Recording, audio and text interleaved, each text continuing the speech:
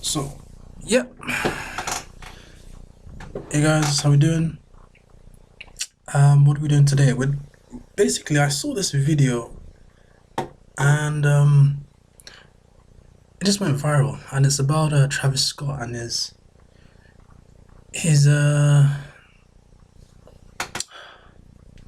basically a disaster kind of happened, and it happened at his Astroworld tour. And Travis, for those that might not know Travis is a hip hop artist. He is, affiliated with Kanye and some big acts like Drake and all, and he is one of the big players when it comes to his music, when it comes to the hip hop industry anyway. And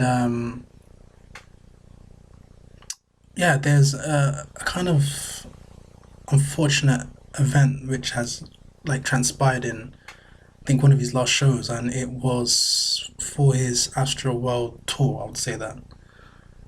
Um, and yeah, it's unfortunate because there are people that lost their lives, whilst they were there. But we want to say, send our prayers and our condolences to their families, because it's a total of I think 11 people, as far as we know right now. But there's this clip that just went viral, and it got me kind of thinking, like, this music industry and doing music in its the fun of it as well as the dark side of this music thing. So I want us to just react to this clip, which has kind of gone viral, and just like give my 2 cents on it, because right now there's a whole load of conspiracies, there's a whole load of things out there, but it's just interesting to put into perspective. Anyway, let's just see the clip and then you'll know what I'm talking about. So this is from I think a Twitter page. So I'll just probably watch this over. It just felt like we was like literally like in fucking hell, bro. Like it felt like we was in a concert in hell. You couldn't breathe, you couldn't see. Like just imagine all the people they gonna find tonight who was in that crowd, who nobody could see, who nobody could hear, who passed out, and everybody was just trampling on top of them the whole fucking concert. Like I'm thinking it's probably gonna be like at least 100 people who dead tonight. Like I kid you not. Like in the VIP section, it was so many bodies laid out. People was getting pulled out who was fainted, and the medics were trying to give them CPR, and they was flipping them over, and like they was literally turning black and blue. Like I never seen death in my fucking life, bro. Just by me alone, it was probably like 10 fucking people laid out dead. And like once the medics tried to help them, they wasn't responding. They moved to the next person. It was nothing they could do. Like this shit really fucked me up and like really spooked me tonight. Like that was like some demonic shit. Like, and what was so crazy, like people were screaming help, trying to tell Travis Scott. They was like help. The whole crowd was just going like help, help, help. And he just kept going, bro. It was like that shit was scary, bro. It was so demonic, bro. And mind you, y'all see the type of music I make. Y'all see everything, like, like I've been so heavily influenced by Travis, but like after tonight, bro, like God really showed me, like, like stay away from that shit, bro. Like that shit not for you, cause like he sacrificed so many people's lives tonight, like for real. Like so many people's lives are gone tonight because they want to go to a fucking Travis Scott concert and have fun. He influenced people to be raging and all this shit. So many people broke in, and it was just chaos, bro. It was a living fucking hell, bro. Imagine seeing all those dead bodies, and that was just by me. Yeah, so as you can see, right, there's this guy who just went to this concert, and he's explaining what he saw. Now, where the controversy comes in is, what does Travis, what does his music actually represent? Like what like he's a established like star. We already know that his demographic reaches from, I don't know, the youngest kids to I don't know, probably say the early 30s, or even 4-year-olds might be even going to that concert. But for those that say that Travis was, I'll say it as it is, there's some people that are saying that he sacrificed or did some kind of ritual, um, so that these people, it's kind of deep. And I say that because I was just looking around and just trying to see the imagery around some of like Travis's stuff. And I came across something like this. I think I got some pictures here. Let me just quickly see if I can. But anyway, these are the guys that like they lost their lives and stuff. You know, sorry. And that's you know, when someone actually loses their life, it's a shame. It's a shame. Let me see if I can quickly get it.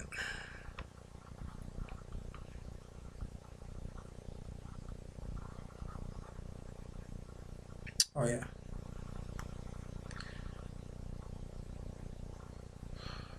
So look at this, right? Just I'm not one for conspiracies, right? But when you see something is wrong, you clearly know it's wrong.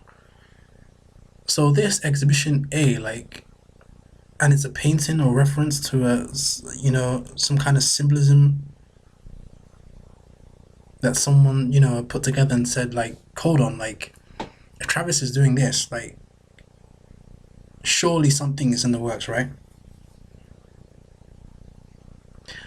But where do we like extend our grace? Because as believers and as someone who is for truth and all of that, it's like Travis is in charge of his art, right? But then the people that manage him or the people that he's working with, they're the ones that put the theme together. And that's the thing, because every artist wants to express themselves and express themselves in a very unique way with a theme or artistically. And even me myself, there's ways of how to express myself. But then when you're looking at this, coincidental or is it just me? Let me get another picture, because someone might just say this is just a one-off. So yeah, let me just try and find another one. So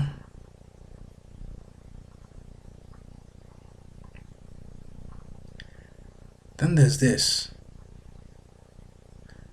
with the eye and all of that. So you can probably read it yourself and try and put two and two together. Like, something is a conspiracy when things are blatantly in your face. Is it now a conspiracy, or is it just like they're just feeding into our fear just to create this ambiguous artistic thing, right? That's one picture. There's another one.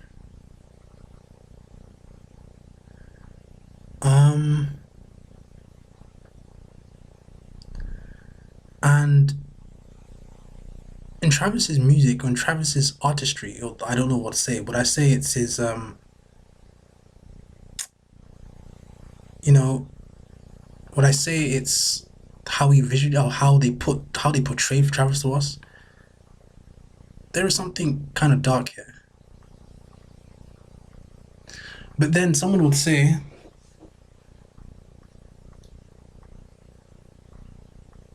because like, if you actually think of it, someone would say, how do we then draw the line between someone that is artistically expressing himself versus someone that's actually doing something and it seems like a ritual or whatever? Because what's going around the internet right now is that he wasn't remorseful in terms of his apology. He wasn't and Kylie, I think Kylie's probably put something out there as well. And obviously you're gonna defend your, you know, your husband or your partner. But as believers and stuff, how do we filter the music we listen to? Because Travis alone comes with an energy, right? And music in general is spiritual. When we're listening to music and when we're attending some of these events, should there be something said around being or taking caution before going to these events? And that's the thing, because for the most part, the people that do attend these events, I wouldn't say that they're religious. It's one thing to like be not religious even. There's one thing to have some of faith or have a belief system, but then attend these events, then knowing your back of your mind, it's a whole show. But for some that are really sucked in and drawn by his energy, and for the concert or whatever to be of that magnitude, you're gonna get people that are gonna pass out. You're gonna get people that are so hyped up. I don't know if we've seen like videos of Michael Jackson when he was performing back in the day, and literally they'll be carrying people out, like, you know, carrying people out on stretchers because they've seen a whole idol, someone that they've, you know, that they grew up listening to, or, and it's like music is one thing, but then all the symbolism around this stuff, like, look at this shit.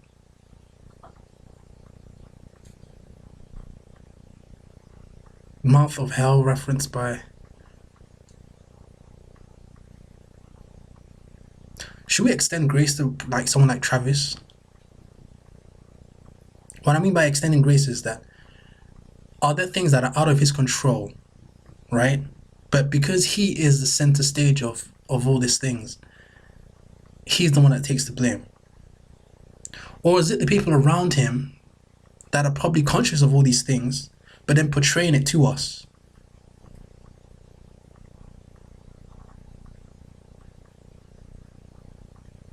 If there's anything I kind of did take from this, is that the music industry, for the most part, from the outside looking in anyway, doesn't seem like a good place to be in.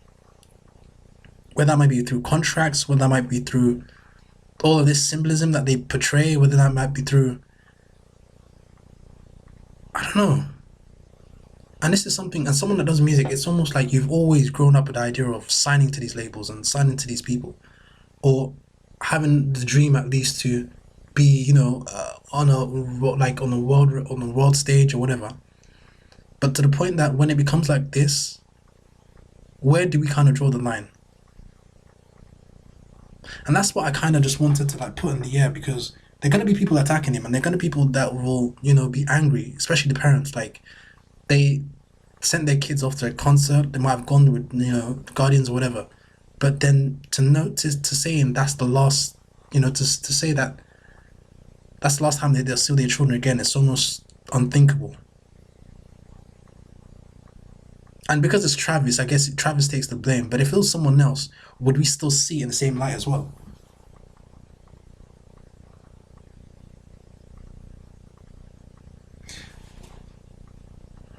Music is spiritual. I would say that for a fact. And when it doesn't resonate in a way that kind of glorifies God or glorifies the creator, there's a chance for it to almost be like you almost create a loophole, right? For whatever energy to carry you, like. And that's why sometimes when I listen to music, it's not that I don't listen to these guys. I listen to Travis, I listen to Future, I listen to all of them, Drake, the Bigs, all of them. But it's then having the mindset of, if I'm listening to these guys, making sure that I am not sucked into the energy that they're portraying.